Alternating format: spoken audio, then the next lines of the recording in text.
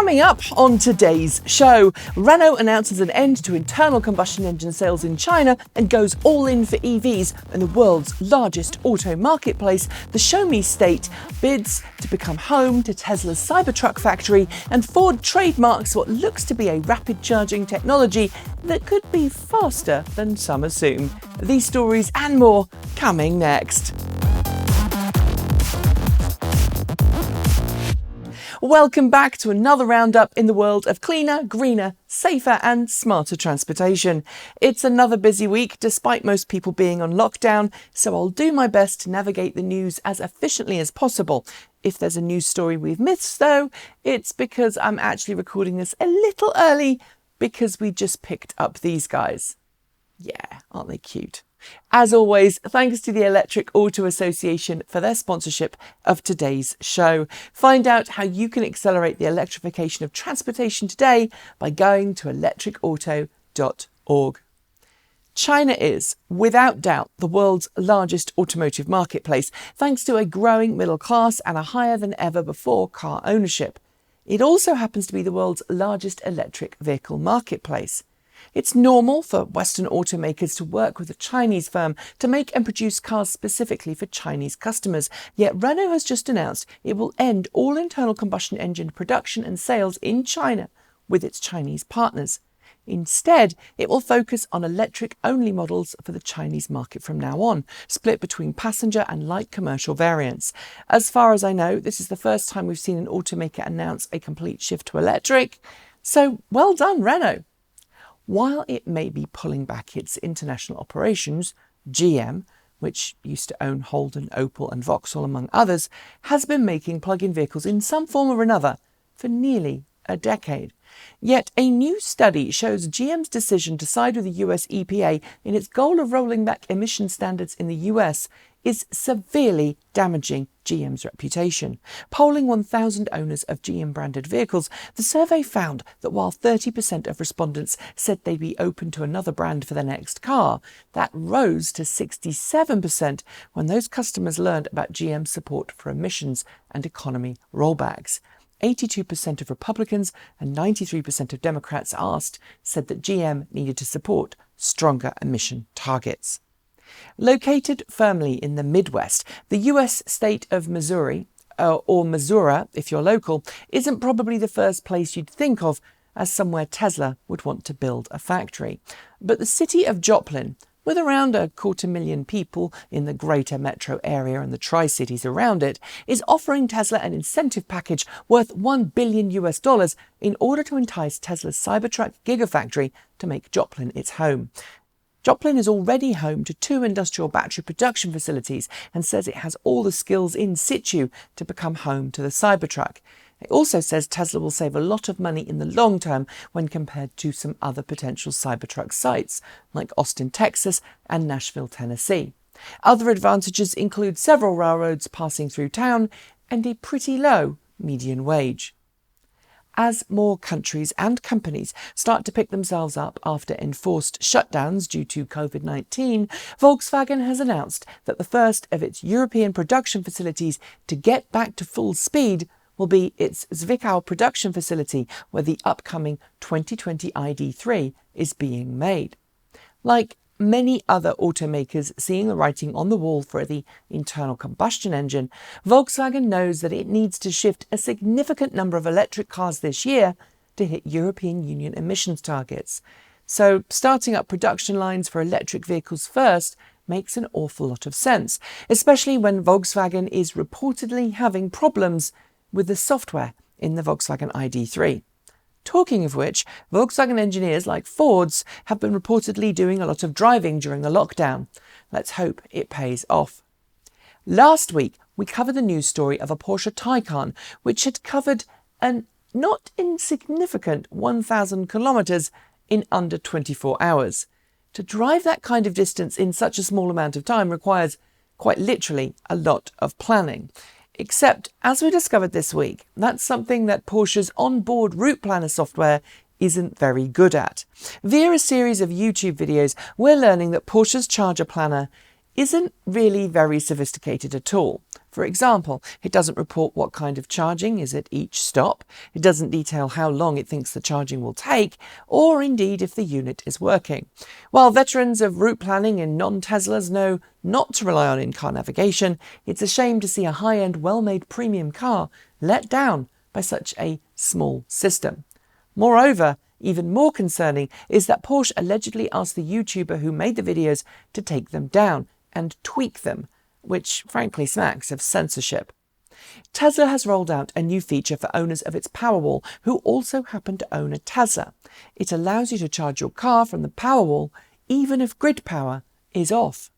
This all works by monitoring the power use of your home and noting how much energy is in the Powerwall.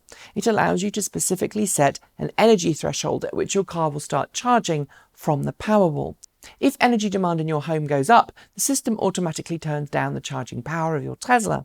And if you have photovoltaic solar panels on your home, well, it also takes that into account, and the amount of energy being generated on the roof plays into the bargain.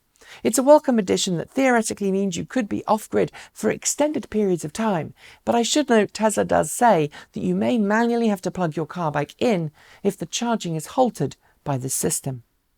When we first saw the Mustang Mach-E back at the end of last year, Ford gave us all a rather comprehensive list of power and torque figures for each of the various drivetrain options for Mach-E. Now it appears those figures have improved a little, at least according to dealer training material released by the company. The smallest improvement comes from the rear-wheel drive extended range variant. This gets just 6 kilowatts of extra power and 11 pound-feet of extra torque. But the all-wheel drive extended range variant gets a full 10 kilowatts of power increase, up to 258 kilowatts at the wheels, as well as an 11 pound-feet of torque improvement. While Ford has maintained for many weeks that it is aiming to bring the Mach-E to market on time, it does now start to look that there may be a small pushback due to COVID-19. Watch this space. British firm Lotus has launched a special touchscreen configuration tool for its upcoming Evija electric hypercar, ahead of planned production launch later this year. While most car companies are getting more and more online with their ordering systems, Lotus has instead opted to have special state-of-the-art touchscreen computer systems, complete with high-end graphics cards to allow customers to virtually configure their car inside and out, with their choices represented in real time. Of course, with a high level of photorealism. Yes, I know this is super excessive and is far from the social distancing we're all trying to maintain. But then again, we are talking about a hypercar that produces nearly 2,000 horsepower, has a limited production of 130 examples, and a price tag of more than 2 million. Well, what did you expect? As Inside EVs reported this week, while most Model Y customers are happily taking ownership of their new cars, thanks to Tesla's touchless delivery process, there are a number of customers that are unhappy with the standard the cars are at when they are delivered. In addition to the usual paint imperfections and other small defects that Tesla has been criticised for in the past, some vehicles are in a far worse condition at delivery than they should be. One new owner made a video detailing his brand new car's curved wheels, broken rear hatch, dirty stained headliner and poorly repaired paintwork. While some may accuse said customer of being a Tesla hater or a short, he details that he is actually a specialist that works with Tesla supplying custom body wraps for customers' cars. As usual with any new car, it's worth waiting to get your car if you can, as later production models tend to have fewer problems. And now it's time for short shorts. As air pollution drops across the world and California enjoys the best air quality it has had for decades, more evidence suggests that people are starting to take electric cars seriously. Early figures for March suggest EV sales continue to soar, while ICE sales are dropping. Karma Automotive has announced an all-new electric version of the Karma Revero.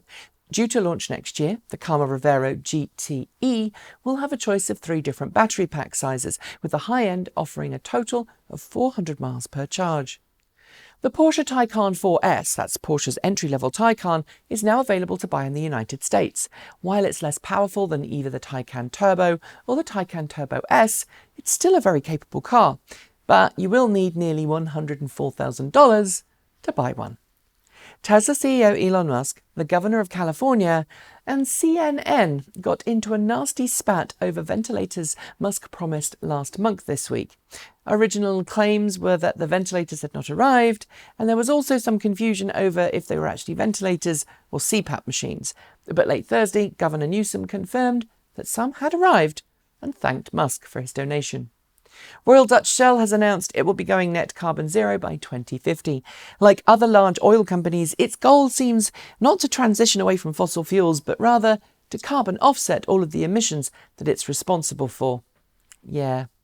While Tesla has just pushed its stoplight detection software to owners enrolled in its beta testing program, activating it does come with a strong warning that the system may not work with all lights, that drivers should be ready to take over immediately, and that it is most certainly a beta test feature. Beta is written in capital letters. Lucid may not be able to do much at its Arizona production facility right now due to stay-at-home orders, but it did share some lovely photographs of the progress at its facility this week from just before the shutdown occurred. It aims to begin production next year. The Tesla Cybertruck could be about to get an improvement to its air suspension system. That would give it additional suspension travel. The reason?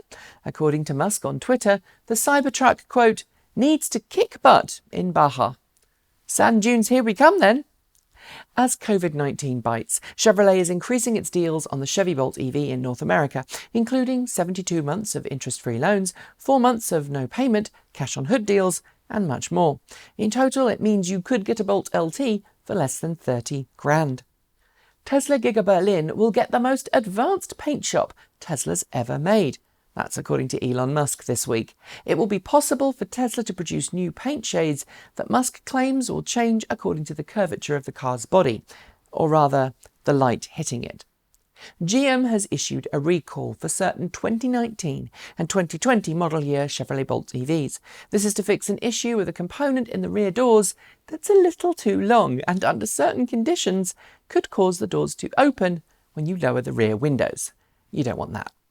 The Brandenburg state government in Germany has said that Tesla must revise its Giga Berlin planning application in order to address concerns around water consumption. It says it needs Tesla to lower its water consumption at the plant, as well as make a few other changes. When these new plans have been submitted, we'll share. The Rheem Group has announced that it's working on research into commercializing solid-state battery production. While solid-state batteries already exist in the lab, turning this into series production is a lengthy process that has to be carefully planned, and this research project will certainly help that happen. The state of Washington has now officially become the newest US state to adopt California's zero-emission vehicle mandate, as well as tougher vehicle emission standards. It will be joined by Minnesota and New Mexico in the not-too-distant future. LG Chem and General Motors have officially begun work to clear land at the site of a new gigapower battery manufacturing facility in Michigan. The facility, which is going to be next door to the former GM Lordstown facility, which in turn is now occupied by Lordstown Motors, is expected to be operational by January 2022. Henrik Fisker tweeted a new rendering of the upcoming Fisker Ocean SUV this week, kitted out with what he calls the Force E package. Featuring wider wheels, a bull bar, skid plate and higher suspension, Fisker called it the, quote, ultimate sustainable rescue vehicle. Mercedes-Benz has reiterated its plans to make plug-in hybrid variants of all of its vehicles this week, confirming it plans 20 plug-in hybrid variants by the end of this year. Unlike some plug-in hybrids, though, I should note that most appear to offer CCS, which makes quick charging easy to replenish your EV range. Free supercharger miles may have been offered by Tesla in the past as perks in its referral program, but as our friend Tom Malogny discovered this week, you have to actually use those miles within a certain period of time, or Tesla will remove them from your Tesla account. And those are your short shorts. There will be more, as usual, next week. With many Chinese factories slowly starting back up after COVID-19 swept through the nation, Byton's Chinese production facility is the latest one to turn the machines back on. It posted photos and videos this week of the production line in full swing, although if I had to guess, the cars shown coming off the production line are most likely pre-production validation models, as Byton is not expected to start Chinese market deliveries of the M-Byte until October this year. European and North American deliveries won't start until 2021. Also this week, Byton announced it will be partnering with Qmerit to install home charging stations for its US customers. Qmerit is essentially the Uber of contractors and will handle the installation process from the point of order. And finally, aside from Tesla, no other automaker has its own charging network for customers to use. Sure, some automakers have clubbed together to help fund a charging network, either under duress or because it makes good business sense, but none have done what Tesla has done, yet. But this week, Ford trademarked a name for a charging network that made some of you laugh, the Fastor network, spelled F-A-S-T-O-R. Many in the industry have been mocking Ford for the name, especially when it has a rapid charging station that looks very suspiciously like a Tesla supercharger. But I'm thinking the name hints we may see more than just a charging station. The store part of the name could hint at a two-way vehicle-to-grid power transfer system. What do you think? And on that note, it's the end of this week's show. But before I go, I would just like to thank the Electric Auto Association for sponsoring today's News Roundup show. They've been advocating for electric vehicles since 1967, and they firmly believe that our future depends on us all making the switch to clean, green electric cars today. You can find out how to join, how to become a local EV educator. You can attend local monthly meetups, or just find EV owners to talk about making the switch to an electric vehicle by going to electricauto.org. We would love it if you would like, comment and subscribe to this channel if you haven't already. And if you do feel able, please do consider supporting us using the links below. Although we are really lucky that we're still able to produce videos and keep our business afloat, our viewer count has gone up, but frankly our ad revenue has dropped off a cliff. It's now about 1/3 of what it was a month ago. We are getting rid of our studio as quickly as possible in order to save money and be responsible, but like many content creators, we are starting to feel the pinch. If you can, we're always grateful for your support in whatever way you can offer it.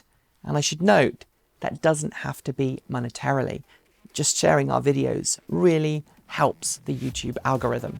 I'm going to try for another hangout on Sunday over on the second channel, maybe introduce you to the chicks. That's Transport Evolved Take 2, and you'll find a link if you look in the show notes below. As usual, we'll aim for around a 10 a.m. Pacific start. I'll be back soon with another show very soon, so thanks for joining me. Stay healthy, wash your hands, and as always, keep evolving.